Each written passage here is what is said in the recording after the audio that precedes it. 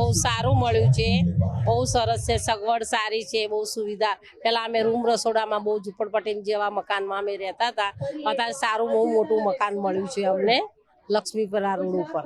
સારું છે, નળ પાણી આવે છે, સંડાસ બાથરૂમ બહુ સરસ, રહેવાનું શાંતિથી અમે રહીએ છીએ।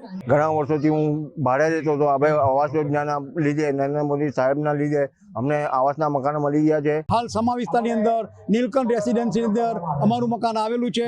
અમાર ફૂલ સુવિધા સાથે છે, લિફ્ટની સુવિધા છે, પાણીની સુવિધા છે, કોઈ પણ પ્રકારની સુવિધા નથી એવું નથી બન્યું।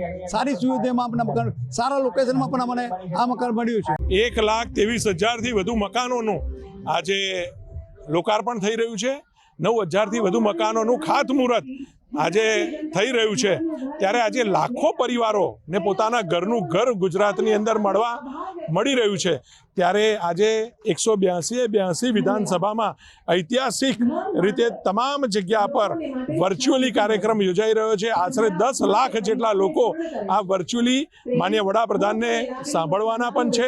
વડાપ્રધાને જે ગરીબોને પોતાના ઘરનું ઘર આપવા અને ગરીબોની સ્થિતિ બદલવા માટે જે અભિયાન રથ હાથ ધર્યું છે, તો એ અભિયાનને સમર્થક આજે સયાજીગંજ વિધાનસભામાં પણ અયપ્પા ગ્રાઉન્ડ પર હજારોની સંખ્યામાં લોકો જોડાયા છે। અમે 7 થી 8 વર્ષ અમે બહુ ભાડે લેતા હતા, બહુ જ હેરાન થઈ ગયા હતા, પણ આ અમારી આવાસ યોજનામાં અમારો નંબર લાગ્યો।